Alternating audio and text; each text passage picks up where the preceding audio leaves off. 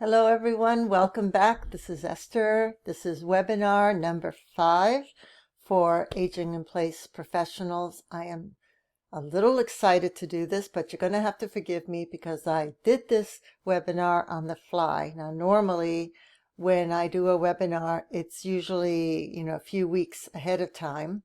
That way it gives me time to research and to really look into all the data and all of that. But I just heard this podcast yesterday and I thought it was extremely important to go ahead and talk about it. And since this week was, coming up, the webinar was coming up, so I thought I would do it. So I just put it together. So I hope it's comprehensive enough and can help you. But this webinar is about AI. The podcast was about all the incredible changes that AI is making, it more than you can even imagine. So I am going to break it down and I am going to focus it on aging in place professionals. And we're not going to just be talking about the good, the bad, and the ugly of AI, which is what I called it because I love that movie. And but I wanted to also talk about solutions. So we're going to be talking about that after, closer to the end of the webinar. All right, so let's get to it. I do want you to know that I did make this slideshow with the use of an AI program. And I'm going to move myself up here so you can read this. And I do have this also downloaded onto a page. So when I send this out on an email, in the email, you'll see a link to that page in case you can't read the actual video. I'm not sure how it shows up on your screen or if you're looking at it on your phone or maybe a small tablet. But anyway, I'm looking at it on a very large screen so I can read it easily. But AI, the episode that I was listening to is episode 176 of the Leveraging AI podcast. The host, the speaker, is Izar Mitis. I hope I pronounced that correctly. But the title of that particular podcast was ChatGPT's Change Everything Again, and AI boosts productivity by 37%, and its capabilities are doubling every 7 months. But the funny thing is that is the title, but actually when he started recording the podcast, he found a recent study by a company called Meter, M-E-T-R, it's metr.org, and they found that yes, it was doubling its capacity to do work. The AI programs were able to do work in, it was doubling the rate that it was able to produce work was doubling every 6 to 7 months. But recently, in the last several weeks, it's actually started now doubling it's gone up every 3 months. So basically all that means is that it's getting faster and faster in doing what it does. And I can tell you, I use AI every single day for so many different things, personal and business. I use it for almost everything. And I can definitely tell the difference between, months ago to now. But the difference is even changing by the week. It is now 20 to 30% faster than it was just last week. So it's growing exponentially, which is what they predicted. I remember reading about that about a year ago. But the four important things that I took out of this podcast, and there's a lot in this podcast. So I encourage you to sit down with a cup of coffee, a glass of wine, and a notebook, because you're going to need to write some of these down. But the 4 important things that I took from the podcast was 1, that AI is doubling its speed, that Bill Gates gave a prediction on the Tonight Show with Jimmy Fallon that he believes that AI will eventually replace the majority of doctors and teachers within a decade. And also that, AI is going to be revolutionary as far as healthcare, education, climate change solutions, and also anything else, engineering solutions, architectural solutions. There's going to be so much that AI is going to be able to help us with. It's just going to propel us into the future so much faster. That's the good thing, but as usual, there are bad things as well. The third thing that I got is ChatGPT has come out with a new image creator that I can tell you is amazing. I'm going to show you that in a minute, demonstrate that to you.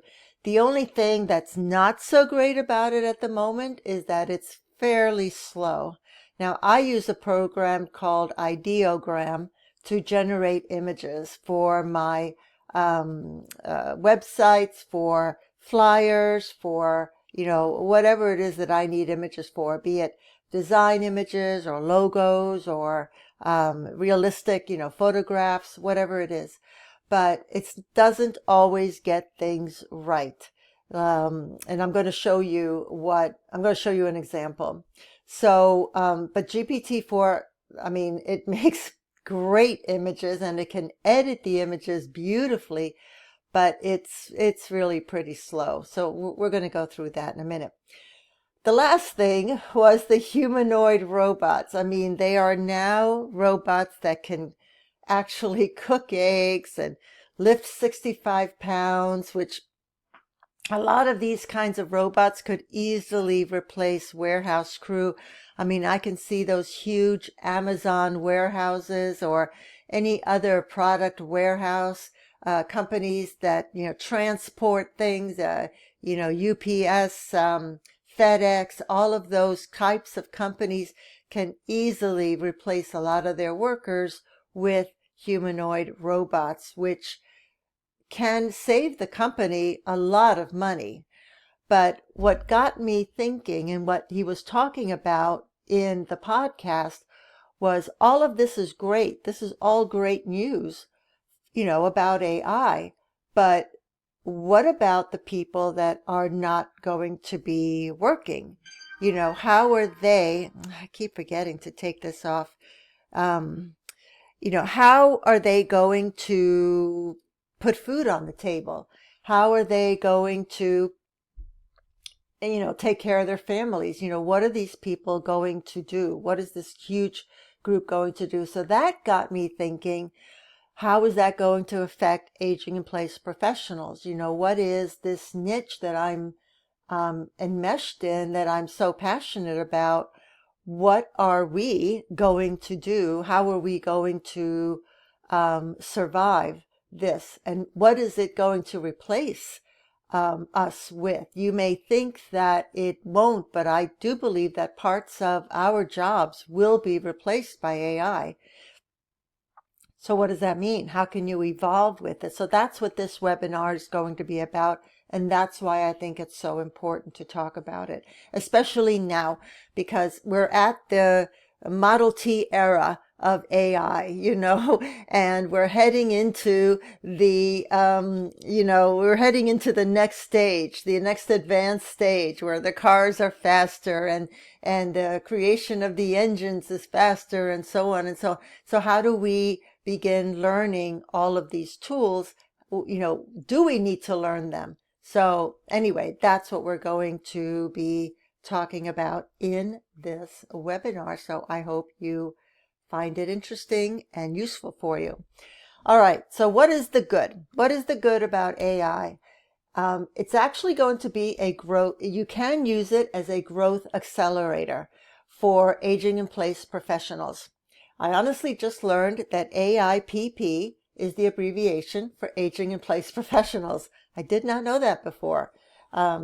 If you knew that, that's great. I didn't know that. So just learning something new every day. All right. So some of the things that it will help with is, of course, marketing.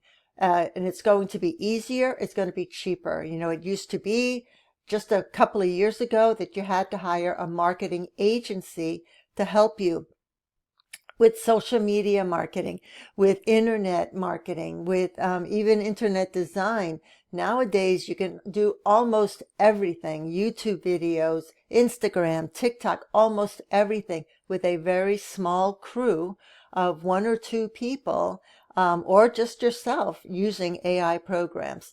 So things like ChatGPT, Claude, Perplexity, even DeepSeek, can write blog posts, create social media content, create your content calendar, email campaigns, and even answer client questions. You know, you can get emails from clients on certain questions, and you can put that question into any of these AI programs and say, I want to answer this question in an empathetic way, you know, from the background of an occupational therapist or an aging in place professional, or, you know, a contractor or designer. How can I answer this question thoroughly? And it will give you an amazing answer. Now, I do tell you that AI is not perfect at this point. I don't know if it ever will be, but anything that you get from AI, you should edit it. I did create all of these slides using ChatGPT, but I edited them as I went through. It gave me the basis, it gave me the outline, it did a wonderful job, but then I went in and added and edited, and that's what you should do. You want to put your own voice, ideas, and information in there. The next thing that it can help with is client communication. AI can help you personalize any education that you need for a client. You know, for a client that maybe has had a stroke and they need home modifications to accommodate, you know, their abilities after the stroke. That education, that packet that you give that person is going to be different than what you give to a family with someone who has dementia, or just, you know, maybe broke their knee or had knee surgery, or anything else. Somebody who needs a ramp is going to have a different packet than someone who needs a bathroom modification. So you can quickly customize and create these kinds of packets for your clients. And once you have them, you know, set up, you can then begin editing them as you go along if you get another client with the same type of need. And all you have to do is just go in and edit. You don't have to reinvent the wheel. But you can do emails, you can do FAQ bots. I don't know if you've ever been to websites where they have a little chat button on the side. You can click on that chat button. That's an AI bot. You can click on that. You can give it a question and it'll give you hopefully an answer. And that's in place of a customer service department. So that is, you can easily put that on your website. Do all of these things cost money? Yeah, I mean, the chatbots do, the good ones do.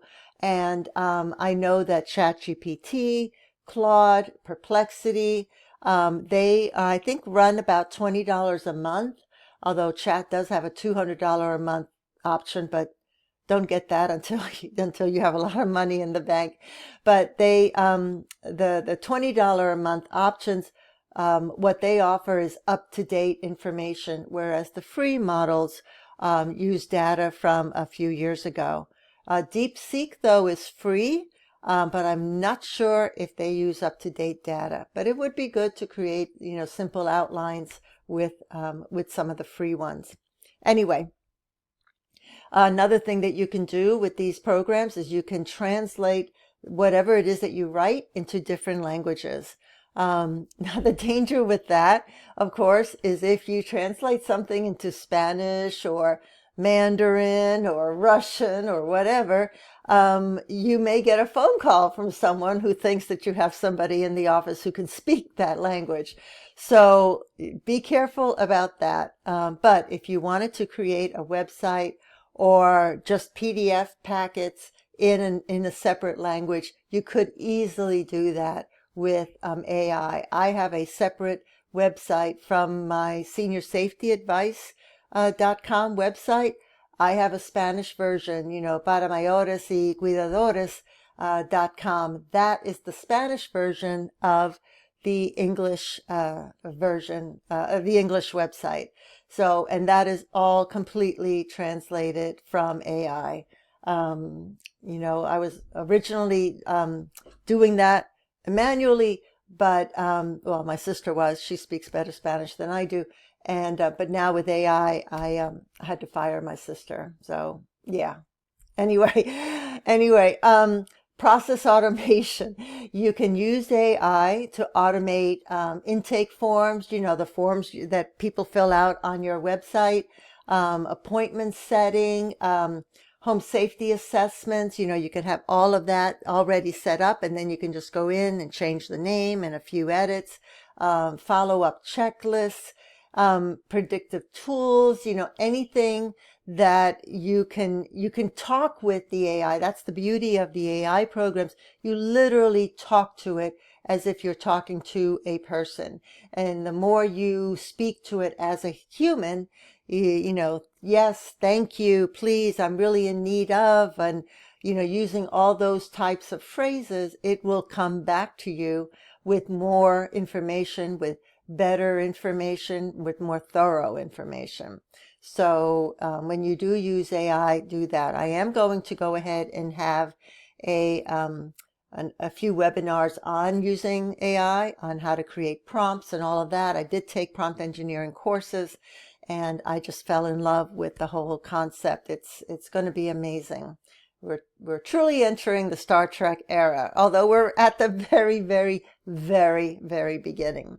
All right. The other thing you can use AI for, and I've been using that lately, is for business planning, business insights. You're identifying new niches. You're scanning news articles. What's new in the field of aging in place. What can I offer? What else can I offer besides these 3 services or 5 services that I'm offering? What else would my clients who are looking for this, what else would they be looking for? How can I construct my pricing strategy? And you can even script phone calls or presentations. I have a friend who does courses. She does online courses for small business Spanish, for Spanish small businesses here in the U.S. And she uses AI to create her phone scripts and even to help her create the courses. Again, she uses the AI as a tool, but then she goes in and edits it because she's speaking to these people, so she knows what it is that they need and what they want, so she can put that away. So it's amazing what something, so inexpensive, how much it can save you and how much it can create as long as you know how to use it. It's truly, truly cool. All right. So what is the bad about all this AI stuff? Well, I believe that you have to adapt. It's not going away. Pandora's box has been opened. It's out here and it is not going away.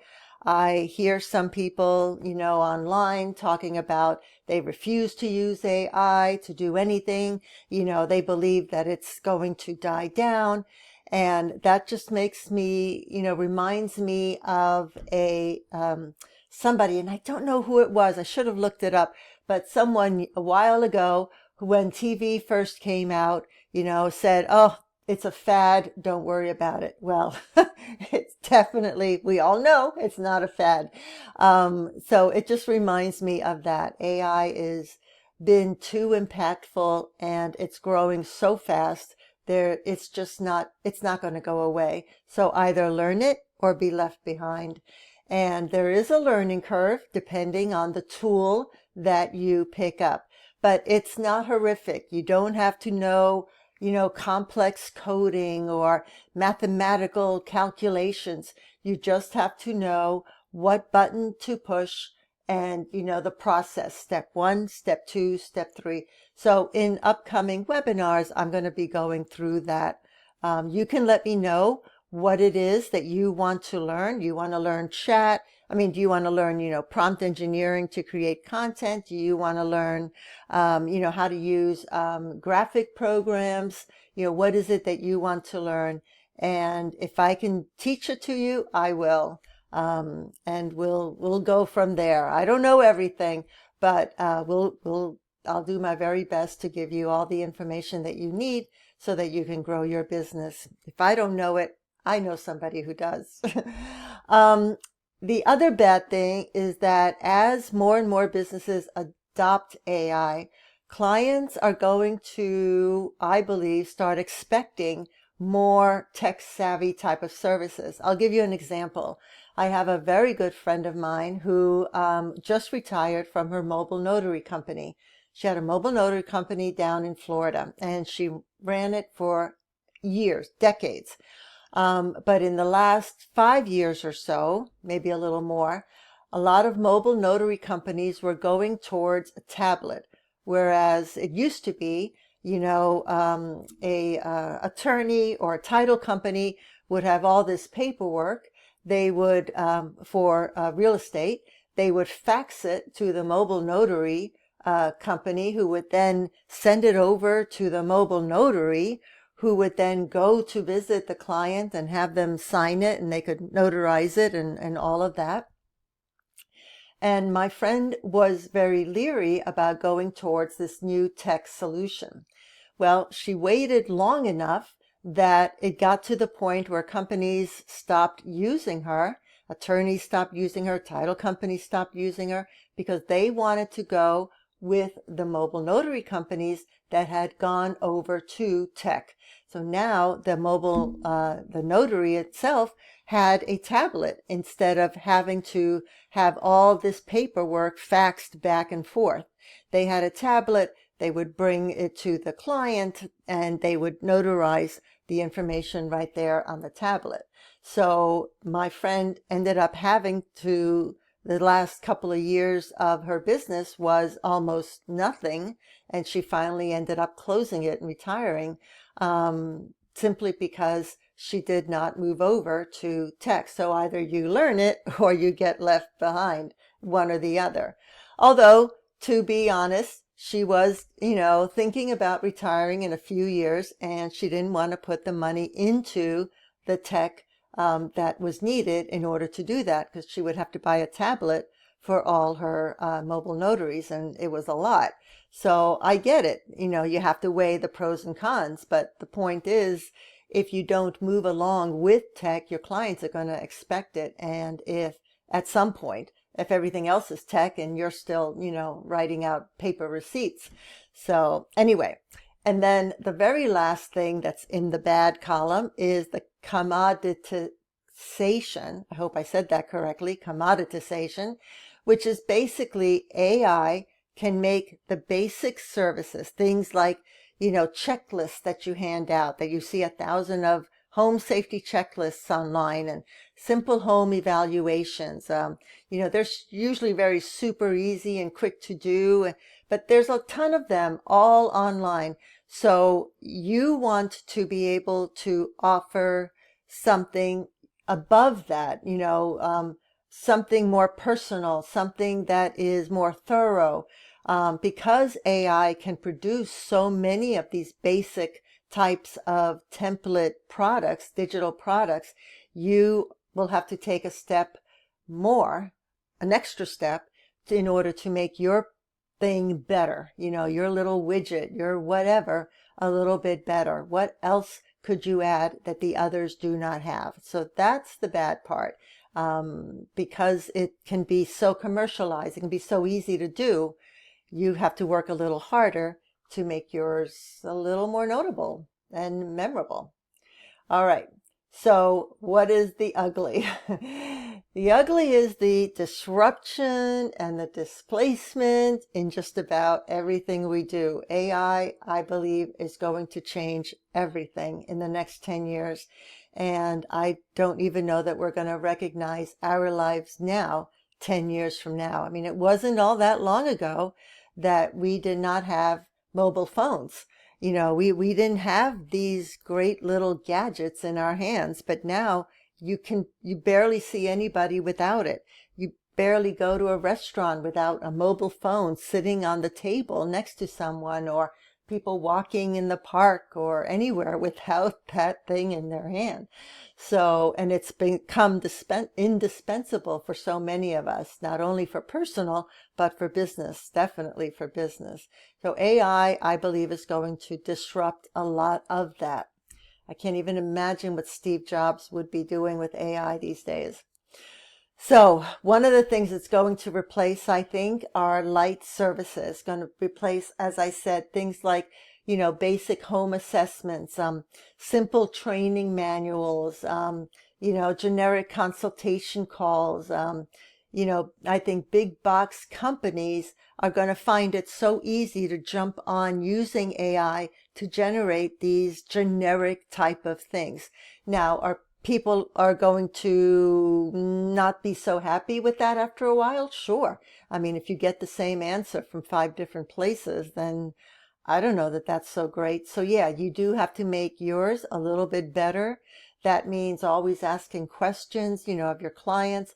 What else can I do for you? How else can I help you? What other service do you need that I can look out for you? So those are the kinds of things that are going to be difficult to transition over to.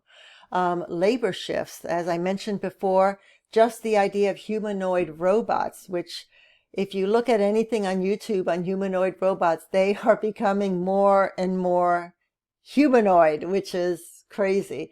But they could eventually perform all kinds of tasks, medication reminders, basic caregiving, think of the driverless car that could drive an older couple, older adult, to and from the doctor, to and from the pharmacy. Never mind, they won't even have to go to the pharmacy. All of that will be delivered to them.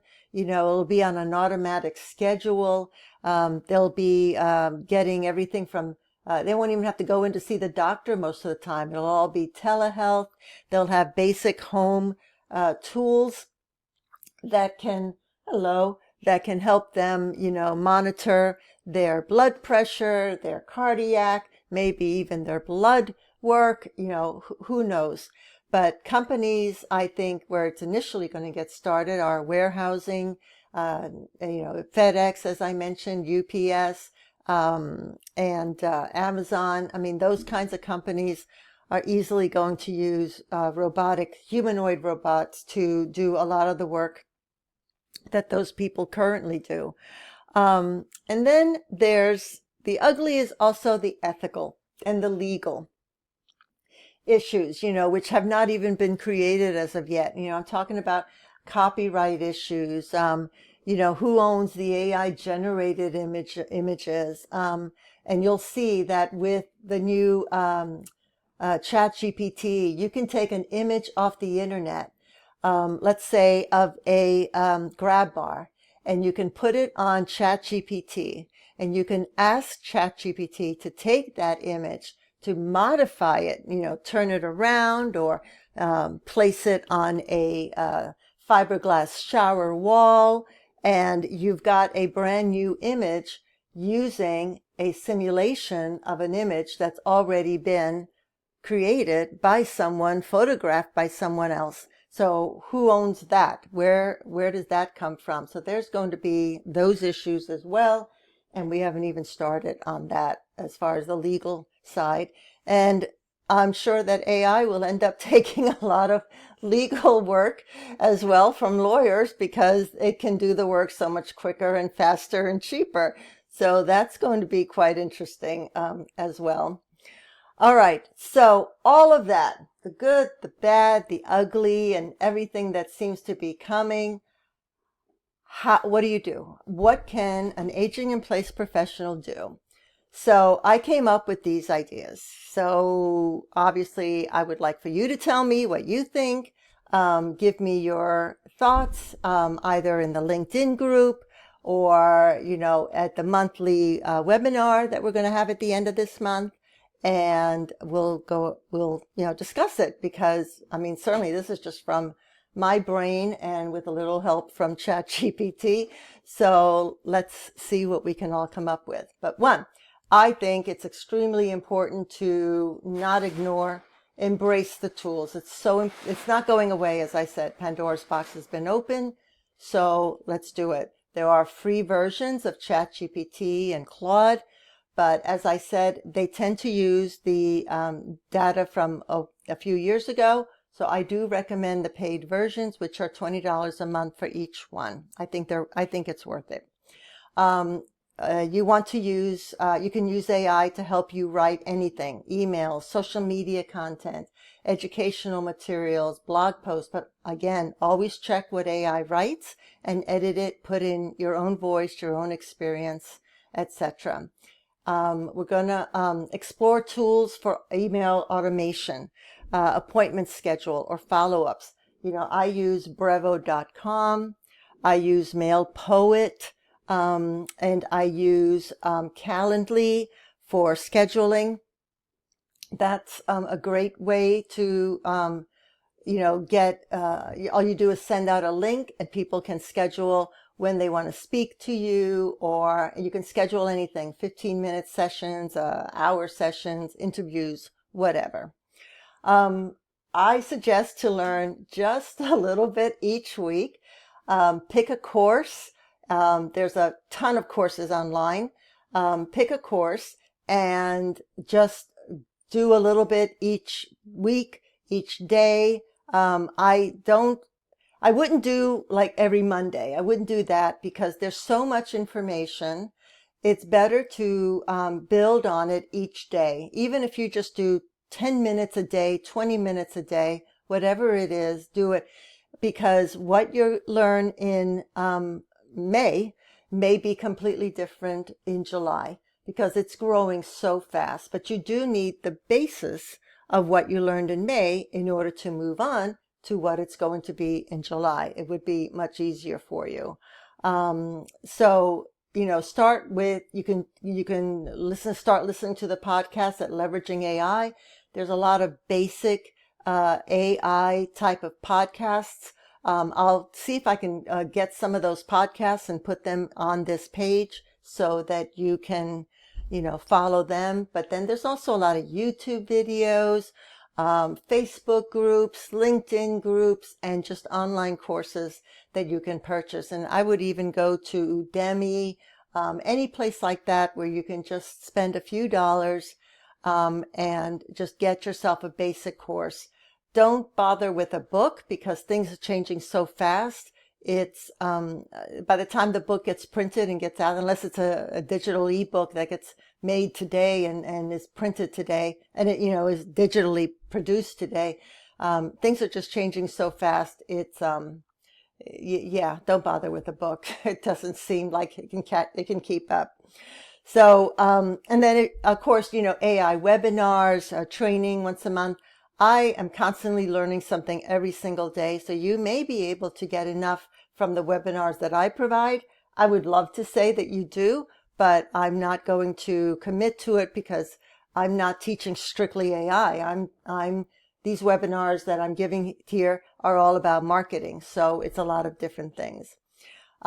Focus on what AI can't replace. Did I just not get that? Nope, I think that was it. Yeah. Focus on what AI can't replace. Try to deliver as personalized a service as possible. Like, yes, you can create template emails with Gmail. You can, create chat bots that offer, information, like the same information if you put in the same question. But I think, doing podcasts, doing videos, I think that's a great way to personalize your information. You can even do a short video and put that on your website and then send that to a client if they have a question. Maybe it's a very involved question and you can't get them on the phone maybe, or you think that kind of information is something that's better shown. Then you can just create a little short video be it on your phone or with a camera on your monitor, and just send that video to them via email. People will appreciate that versus just a typed out email. Then plus they get to see you. What I love about YouTube and videos is that people get to meet you before they actually physically meet you. And some may never meet you. I had an internet marketing company that was nationwide, and there were clients that I never, ever actually met, but they were with me 20, 25 years. So you don't have to physically meet people anymore. Although with aging in place, I think you do. I think so. Anyway, and you want to be able to offer, like I said before, emotional support, hands-on type of problem solving. And what I mean by that is if you're a contractor and you go in and you're going to be remodeling a bathroom, but you realize that this person is maybe, having trouble with their vision, then you're going to want to bring in somebody maybe that has some universal design experience that can, modify colors, lighting to accommodate maybe an occupational therapist that can help with low vision type of tools, techniques, a smart home, a person that does smart home technology to help them if their vision truly is, low enough. I mean, there's all kinds of things. So having that Rolodex, I know that's an old term, but having that Rolodex of all these types of professions available so that you can be the person that can help them, that you are the person that they call. And then that way your name, your company name, your services are always on their mind. And then guess who they will end up referring to their friends and family? It would be you, because you are the source of all of that. So that is okay, but I do want to show you the Gmail template, just a little, I'm going to do a more thorough webinar on it, but I do want to show you what that looks like. So give me a second and I will switch it over. Okay, so now I'm on, okay, here I am. I'm going to put just right over here. I'm on my, one of my Gmail accounts. I have a few. And so the way it works is if you're going to create a template, all you do is begin. Well, I wouldn't have a subject, but you're just going to begin. So let's say I'm going to say testing a template on Gmail. And then you're going to write your content here, whatever it is.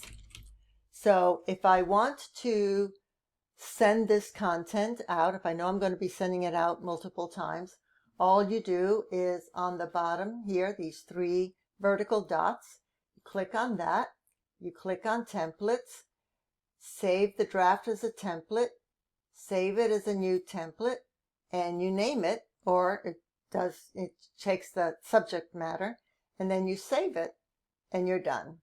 So now, when I want to send an email, I'm going to send it to myself at my other email account, and I'm just going to click on here, click on the three dots, click on templates, and I'm going to click on it, and I'm going to choose the template, and it automatically puts it in, and that's it. So if you started off with hello, then you would just, type in the person's name, hello, and you can go in and edit, any template, if you want to put in the person's name or whatever. But and then you send it, and that's all there is to it. It's not that difficult, but I'm going to include a little more thorough work on this when I, add it to some other programs to use, especially like the graphic programs, Ideogram. Oh, but I did want to show you the new ChatGPT. So let me switch over to that. Hold on just a bit. Okay. As I said, I just made this webinar just now because I just heard the podcast. Anyway, so when you go on chat, now again, I have the paid version, the $20 a month version. not the $200 a month version. Yeah, I'm not. Okay, so when you go on here, you know, you've got several options. I usually almost always use the 4.0. But down here, you'll have the three horizontal dots, and you're going to click on Create Image. So here I'm going to say, I would like a realistic photograph of a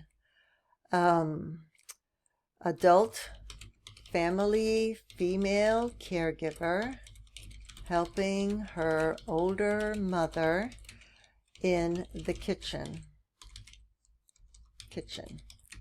It's a beautiful and bright kitchen, and they are making an apple pie. And I think that's it. All right, so now I'm going to click on that and it's going to create it. But while it's doing that, I am going to, on my other browser, I'm going to create an image using, oh no, not that browser, using ideogram.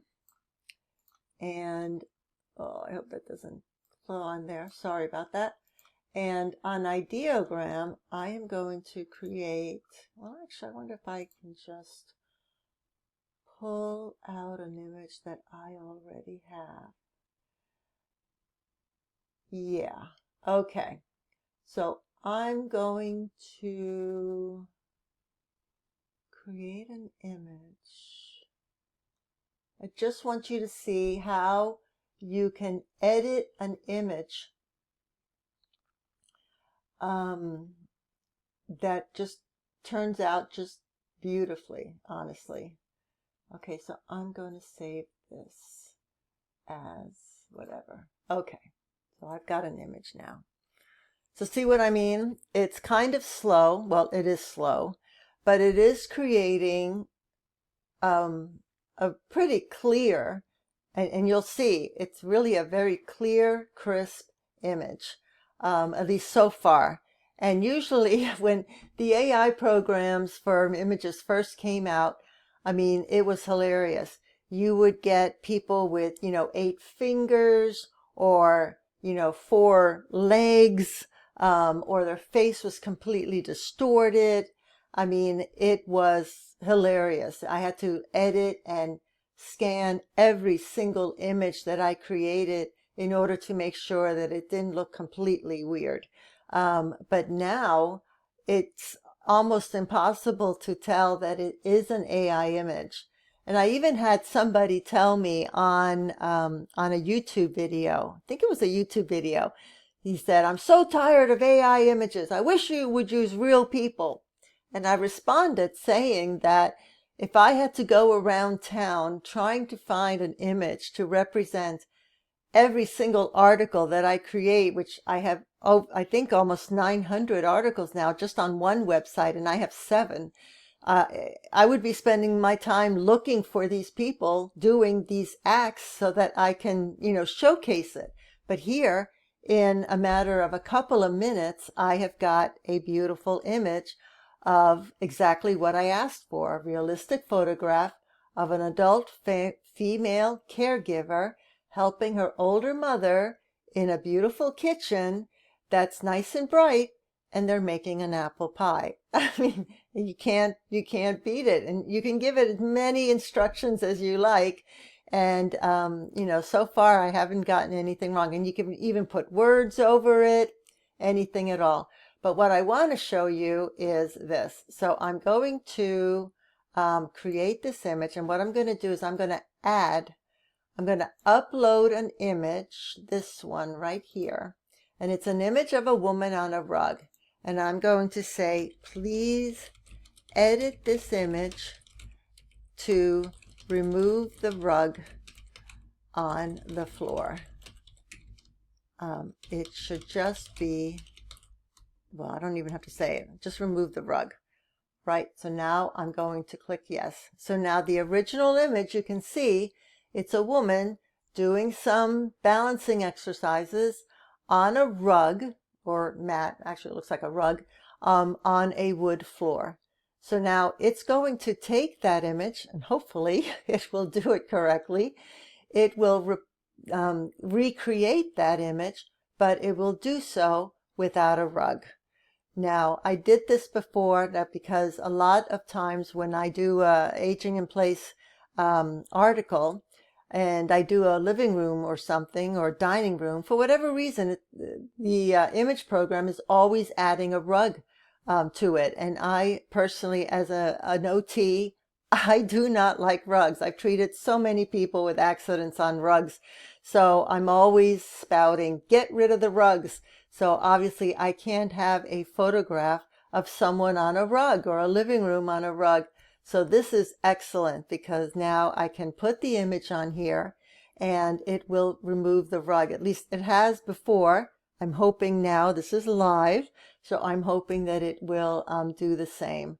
So here is the woman doing her exercise. And by the way, it can also remove any rug. Yep, see, there you go. There's no rug now on the floor. It did change the color of the floor, and it probably changed the woman's, the way she's positioned. Yeah, and there was a photograph back there, but now there's not. There was a blanket there, but now there's not. So it does change things. This is almost like, notice the changes, the game where you have to notice 20 changes. But the point is, it's very, very similar, and it's closer to what I wanted to produce. But you can do that with ChatGPT. And so, yeah, that alone is worth the $20 a month. All right, so that's enough. This is a long webinar. I hope I didn't bore you too much. I hope the information was useful. Please let me know what you think. I am so curious to find out what all you guys are doing as far as AI. And I do hope that, you do embrace it and learn it. It's not that scary. Believe me, you can do it. And I will be more than happy to help you as much as I possibly can. All right, so I will see you next week. Take care. Bye.